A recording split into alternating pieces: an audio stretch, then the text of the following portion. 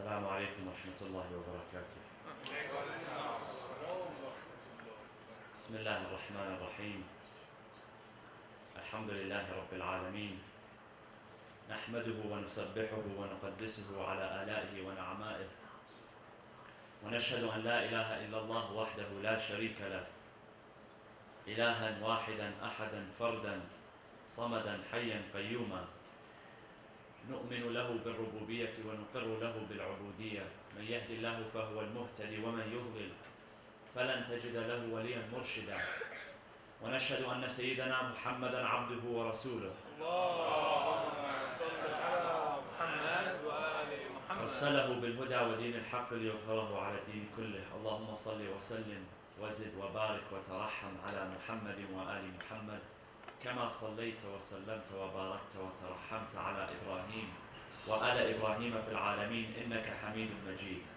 وصل اللهم وسلم على أوصيائه وخلفائه وعترته وأهل بيته والخيرة من صحابته. عباد الله، أوصيكم ونفسي بتقوى الله. قال الله في كتابه الحكيم: بسم الله الرحمن الرحيم، لقد نصركم الله في مواطن كثيرة ويوم حنين إذ أعجبتكم كثرتكم فلم تغن عنكم شيئا وضاقت عليكم الأرض بما رحبت ثم وليتم مدبرين. صدق الله العلي العظيم. وصلوا على محمد وآل محمد. اللهم صل على محمد وآل محمد. Chapter number 9 of the Quran, which is a chapter that primarily, from its beginning, focuses on the relationship between the Muslims in Medina and the community in Mecca and the surrounding areas of Mecca towards the end of the life of the Prophet, and specifically around the time of the conquest of Mecca, the Fath, when the Prophet was commanded by God to leave Medina and go back to Mecca for the purpose of conquest. And this was after the treaty, which was established a year prior between the Muslims and the non-Muslims. After that treaty was broken, and that treaty was known as Sulh al-Hudaybiyah, the Treaty of Hudaybiyah. And because from the side of the Meccan community that treaty was broken, the Prophet, by the command of God, mobilized the Muslims from Medina and came towards Mecca. Now what had happened was that Mecca, there were a number of tribes which lived just outside of Mecca, in areas like, for instance, one of them was the area of Ta'if. And the Prophet, when he was in Mecca, had visited the city of Ta'if in order to invite its people towards Islam. And of course he did not receive support, but there were two main tribes in that area. One tribe by the name of Hawazin, the other tribe by the name of Thaqif. And those who come from the tribe of Thaqif, there are important figures that come from that tribe. The name, when you hear the name Thaqafi, Thaqafi means that they belong to the tribe of Thaqif. So, for instance, when you hear of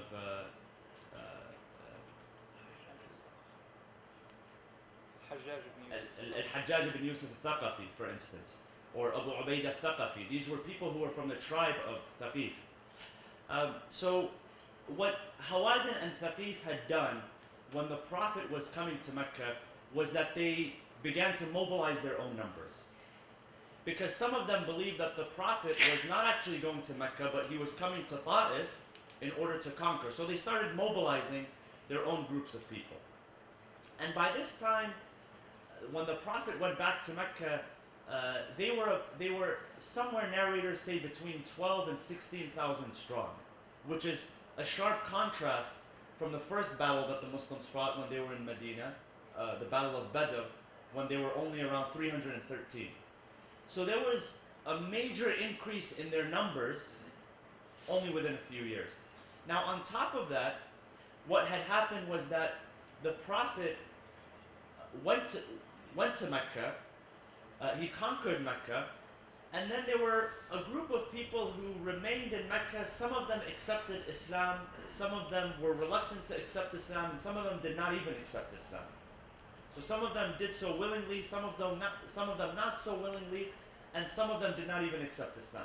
However, what happened, when the Muslims arrived to Mecca, Hawazin and Thaqif, because they had already mobilized their people and they thought they were going to be next, they attacked the Muslims. So this battle took place. And this battle, in which the Muslims were defending themselves after Fatih Mecca, was known as Hunayn. And it's one of the battles that's mentioned by name in the Quran. So Badr is mentioned by name in the Quran. Hunayn is also mentioned by name in the Quran. And where they are mentioned is in chapter 9, Surah At-Tawbah, verse 25. Allah subhanahu wa ta'ala says, لَقَدْ نَصَرَكُمُ اللَّهُ فِي مَوَاطِنَ كَثِيرًا. That God had granted you a number of victories in a number of places. This is what he's saying to the Muslims. In this context, in this verse, he says, وَيَوْمَ حُنَيْنٍ. So Hunayn was that specific battle that took place, and it was named after the valley in which it took place. Because between Mecca, for those of you who have visited the city of Mecca, between Mecca and other cities there are a number of valleys. And it's not easy terrain to travel in. But in this specific instance, Allah subhanahu wa ta'ala says the following. He says, إِذْ أَعْجَبَتْكُمْ كَثْرَتُكُمْ. He says, on that day when we granted you victory, the mistake that you had, and then the verse which comes after speaks about how God granted success. But he talks first about the mistake. That you almost lost the battle because you were impressed by your numbers. إِذْ أَعْجَبَتْكُمْ كَثْرَتُكُمْ. You thought that because you had numbers on your side, that you were going to win, that you were going to be victorious. That because you had gone from 313 to a few thousand, and then eventually you reached the number 12,000, or 16,000, however many, you thought that that was because you had numbers on your side, you were going to be victorious. And you were impressed with yourselves. إِذْ أَعْجَبَتْكُمْ كَثْرَتُكُمْ. أَعْجَبَت, coming from عَجَبَ, which means to admire, or to be impressed with something. And the way that see, admiration in itself is not something harmful, it's not negative. However, there is something which is pointed out in the narrations of the Ahlul Bayt, which does have a negative connotation, and that is self-admiration, when you admire yourself. And this is exactly what the Quran is speaking about here. إِذْ أَعْجَبَتْكُمْ كَثْرَتُكُمْ. When you fall into the habit of thinking, I've done this much, and I'm impressed with myself, and I admire myself. And so, basically what had happened was that the Muslims almost had lost this battle, because it was in rough terrain, it was rugged terrain. They thought because they had numbers, now Hawazin and Thaqif had actually prepared more numbers than that. They had about 20,000 people on their side. So in terms of numbers, they had more on the other side, but the Muslims at that time, their morale was up. Why? Because they had just conquered Mecca.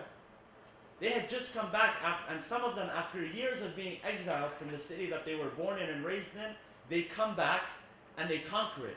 So they're going off of this excitement that we can conquer, we have these numbers, but they had, according to narrations, lost sight through that process of what their goal really was, of what was really important. And a lot of them sort of, if you read the narrations, they were triggered by the spoils of war that they were about to receive. So their focus was not about doing the right thing, was not about defending themselves, was not about standing by their prophet and standing by their leader and rallying around one another, but their sight, as had happened in earlier battles, had shifted from that towards receiving the reward, towards receiving the spoils. But then, of course, Allah subhanahu wa ta'ala says that we saved you from that battle. We saved you from destruction in that battle. Now what happened was very interesting. At that time, because there were people who were new to Islam, remember this is happening right after the conquest of Mecca. So the people who had waited that long to accept Islam, their faith was not as solid as the people who joined the Prophet years earlier, who left their home, who left their business, who left their livelihood, who left everything that they had behind in Mecca in order to join the Prophet. I mean, you can clearly see that there is a difference in the level of attachment and the level of dedication that they had to the Prophet.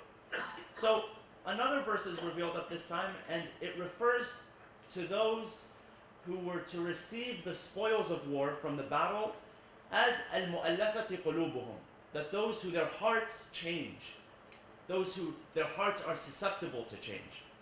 And what happens is interesting. After this battle, and of course the Prophet, everything that he does is by the command of God. Everything that he says, we believe, is by the command of God. If he is to distribute something, how he distributes that, the share that he distributes to each person or each group, is not by his own whim, it's not by his own desire. You know, last week we spoke a little bit about Fadak, and when he gifted Fatima Zahra alayhi salam with the land of Fadak, he didn't do that because of his own whim or because of his own desire, but rather because the verse that was revealed during that time said, وَآتِ ذَا الْقُرْبَى حَقَّهُ, give the closest of kin what they are due. So, again, the Prophet finds himself in the situation where he is distributing, but what does he do? He takes not some of the spoils of war, but he takes all of the spoils of war and he gifts it towards the new Muslims, the ones that had just joined the ranks, not the ones that sacrificed and left many years before, the ones that came from Medina, but he gives it all to the new ones, the new people that came. So if you read the narrations, the amount that he had given to people like Abu Sufyan, for instance, and those who accompanied Abu Sufyan, it's sheer numbers that he had given them. This is what's interesting. What takes place right after is a conversation between the Prophet and between some of his closest companions. And they come to him, some of them, they said, Ya Rasulullah, we put our lives in danger for this task of conquering Mecca and then defending ourselves from these two great tribes, and we've left our families behind, we've left our lives behind, we've risked everything that we have, and now we're receiving nothing. And these people who are new, who fought against you for many years, who had their swords turned against you, they're receiving this portion. And a very intimate conversation takes place between the Prophet and his companions. And so the Prophet tells them, and of course, like we said, the Prophet is directed by God. So the Prophet tells them, he says that you're right. And the people of Medina, the people who came with me, you have many favors upon me. He says that when I came to Medina, I had no protectors. I came leaving from assassination attempts. He said, when I came, I had nothing with me. I had no home. Remember when the Prophet arrived to Medina, he had no mosque, he had no home. All of that had to be constructed from new. The Prophet essentially went with nothing, almost nothing. He said, but you sheltered me when I didn't have shelter, and you believed in me when people were not believing in me, and you supported me when people were not supporting me. And all of those rights you have upon me. So what was the Prophet doing? The Prophet was reminding them that our relationship goes much beyond just any material compensation that you can receive for standing by my side. There are some people who their level of conviction is not high enough, so what? We need to give them materials for them to be okay. We need to give them wealth for them to be okay. But for you, he says to his close companions, you don't need anything beyond that. You are beyond that level. And so some of them, they understand the point behind this. And narrations say that some of them begin to weep and they fall to the feet of the Prophet. But what happened was that, going back to this verse, they saw themselves as sheer numbers. So a lot of them fell into this mistake that we have a lot. And the Quran says, أَعْجَبَتْكُمْ أَنفُسُكُمْ. You admired your numbers. You were impressed by your numbers. And this is something that's pointed out in the narrations of the Ahlul Bayt alayhi salam. It's referred to as ujub. There's one narration that's narrated in Al-Kafi, and this is narrated on the authority of the seventh Imam, Imam Musa al-Kadhim alayhi salam. He says the following. He says, when a person is afflicted with ujub, which is self-admiration, two things happen. Number one is that their bad actions, their evil actions, begin to appear as good.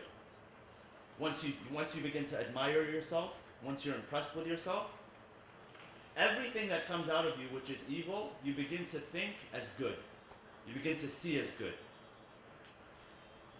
And that's why we always have to pray to God to allow us to see things as they truly are.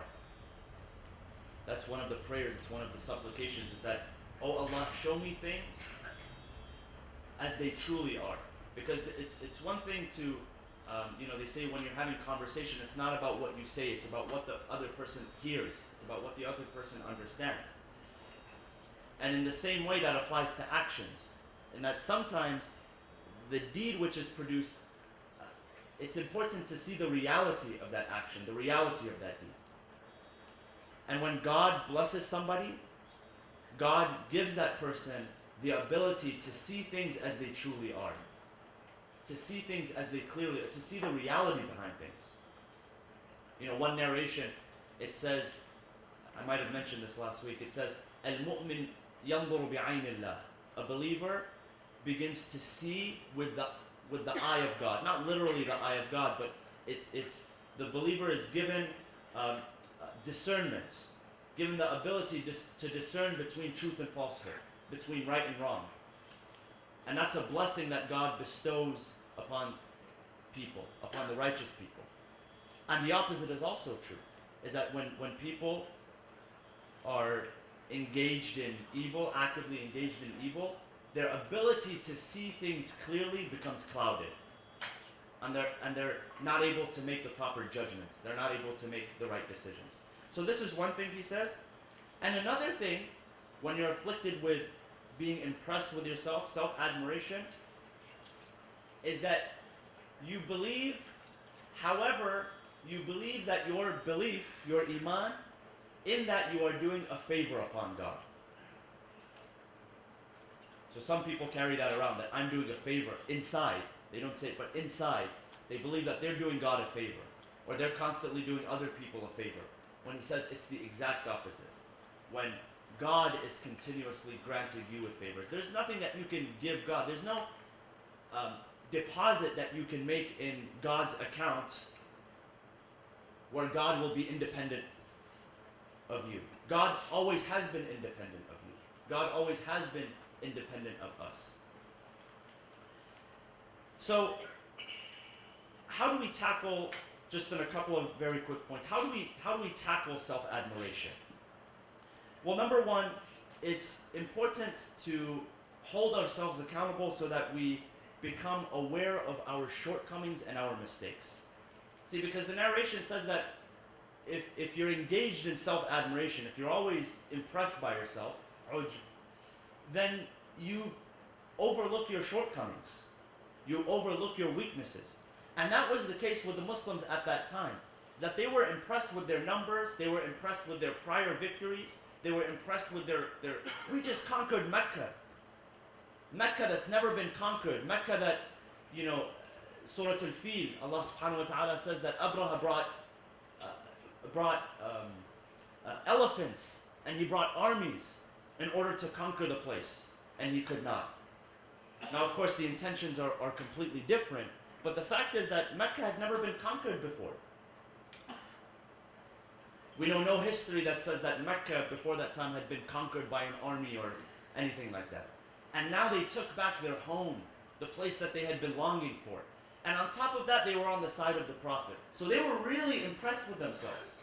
They were impressed with their victory. They began to admire themselves, so much so that they overlooked their weaknesses. They overlooked the fact that, well, maybe some people who have just joined our army right now, their intentions are not as pure as our intentions. And that's what almost had led to their failure. So, to recognize our own shortcomings, to understand our own shortcomings. And sometimes that's not clearly available. Sometimes it's hard for us to really analyze and examine our own intentions and examine our own actions. That's why it's important that you stay accountable. Sometimes it's important to stay accountable to somebody else. Now that person may be a father or a brother, or it could be somebody outside. It could be a mentor, somebody who is looking out for you, somebody who doesn't necessarily have an emotional vested interest in you, so that they see your actions and they can evaluate your actions and they can tell you if you're headed in the right direction or the wrong direction. So associating with the right people and receiving guidance from the right people is key. That's number one.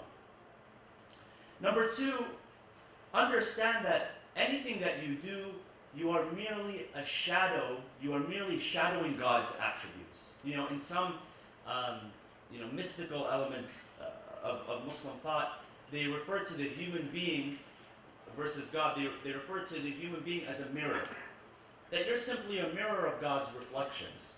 And when you engage in prayer and when you engage in purification, what you're essentially doing is that you're polishing that mirror.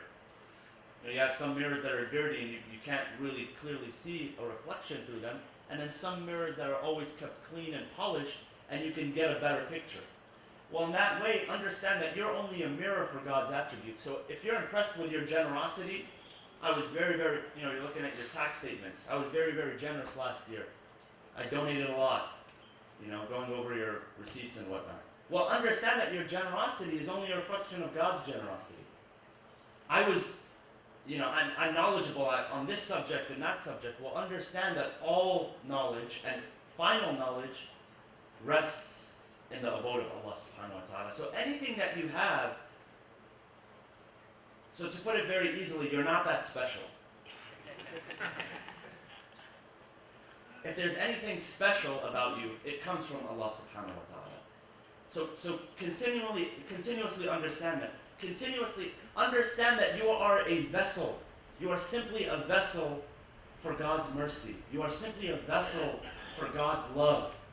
You are simply a vessel for God's beauty. And that's why the narration says, تَخَلَّقُوا بِأَخْلَاقِ اللَّهِ, that assimilate yourselves with the attributes or with the character, with the attributes of Allah subhanahu wa ta'ala. And one final thing is to remember that, understand that with whatever you are doing, you can never repay Allah subhanahu wa ta'ala for His bounties. A beautiful way to understand this is if we reflect upon the supplications of the Imams of Ahlul Bayt alayhi salam. And these are, remember, people who were pure, who were free of error, who were truly polished mirrors reflecting the attributes of God. And if you reflect upon their supplications are not only eloquent in their expression, but what they express is that whatever I do, whatever I give, whatever I perform is never enough. How can I repay a God which is infinite? How can I repay a God which is unlimited if by nature I am finite? And if by nature, my human nature, I am limited. So understanding that and being humble all the time. I'll end with a hadith by our fifth Imam, Al-Imam Al-Baqir alayhi salam. He says, the way to block ujub, which is self-admiration, is by recognizing yourself. Once you recognize yourself, meaning recognize your own value, but also recognize your position. Recognize that in front of the generosity of God, your generosity is insignificant. In front of the kindness of God and the beauty of God, your kindness and your beauty is insignificant. So really knowing once yourself, and another narration which states that he who knows himself has known his Lord. Man arafa nafsah, arafa rabbah. We ask Allah subhanahu wa ta'ala to allow us to be cognizant of our shortcomings and our mistakes. And we ask Allah subhanahu wa ta'ala to grant us with humility and humbleness. Bismillah ar-Rahman ar-Rahim. Wal asri inna al-insana lafi khusr. إلا الذين آمنوا وعملوا الصالحات وتواصوا بالحق وتواصوا بالصبر وصلوا على محمد وآل محمد.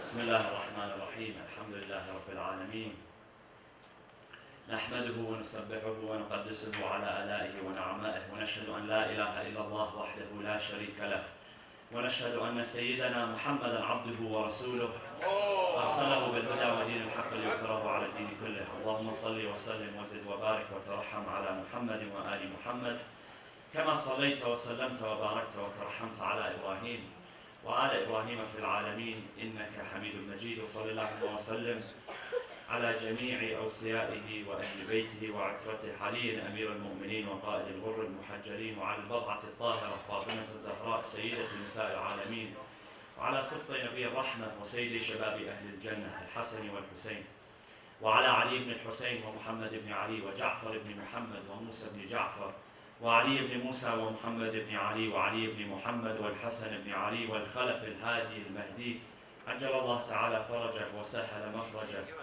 وجعلنا من أنصاره وأعوانه. عباد الله، أوصيكم ونفسي بتقوى الله عز وجل.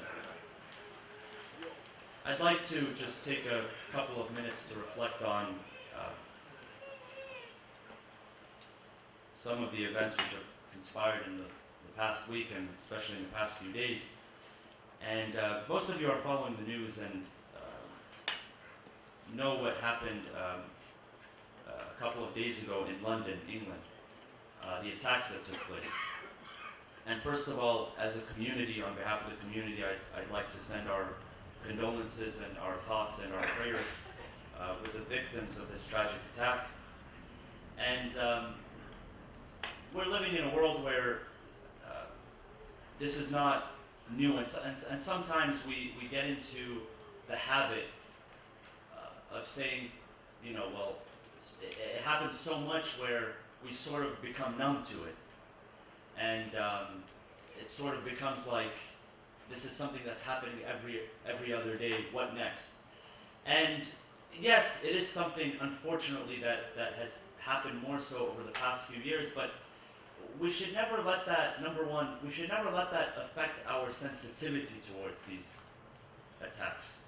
I know for a fact that this has happened, you know, if you look at countries like Iraq and Syria in the past 10 years, and other countries as well, where you have attacks happening like this, sometimes on a daily basis, sometimes a weekly, sometimes a monthly basis, and sometimes people get oversensitized, like, okay, well, what's new, what's next? And we should never fall into that habit, because every attack on innocent life, no matter whether that innocent life is Muslim or non-Muslim, it does not matter. The Quran reminds us first and foremost that if a life is taken unjustly, it is as if the life of all of humanity is taken. And if you give life, it is as if you have given life to all of humanity. So we can never say that one life is more important than the other. And what is our stance? So sometimes, especially with the media today, it's very confusing. Like I said last week, there's always information and misinformation. And what is our role as Muslims? Number one, we send our condolences and our thoughts and prayers, and understand that every attack on human life, innocent human life, is a tragic attack, whether it's Muslim or non-Muslim. But we need to also invest some time into understanding, well, what is the cause behind all of this? What is the ideology behind this? Is it that there is an actual ideology which is promoting this type of hatred and this type of violence and this type of extremism? Or is it hidden agendas which are trying to stir up sectarianism, are trying to stir up violence between people of different ethnicities and different faiths and different religions and different backgrounds? And they understand that by breeding fear, you can breed more hatred. And that's one of the biggest problems that we're dealing with today, is fear. Because fear is bred out of ignorance. Fear is what causes people to do extreme things. Fear is what causes extreme measures. And there are people there are certain agendas which their goal is to intentionally strike fear in our hearts so that they can weaken us. So our job as individuals is to stay strong-hearted, and the way that we do that is, first of all, by creating and strengthening bonds between ourselves as a community, and creating bonds and strengthening them with other communities as well. And last but not least, through our prayer. This is the time when the world needs our prayer the most, and this is why the day of Friday is a very blessed day. It's a day where we send out our prayers for all of those who are oppressed, for all of those who are struggling, for all of those who are victims of violence and oppression. And we ask Allah subhanahu wa ta'ala to remedy the hearts of those who are affected. Please join me and let us recite Dua al-Faraj. Bismillah ar-Rahman ar-Rahim. اللهم كن لوليك الحجة ابن الحسن صلواتك عليه وعلى آبائه في هذه الساعة وفي كل ساعة وليا وحافظا وقائدا وناصرا ودليلا وعينا حتى تسكنه أرضك طوعا وتمتعه فيها طويلا برحمتك يا أرحم الراحمين. وصلى الله وسلم على سيدنا محمد وعلى أهل بيته الطيبين الطاهرين.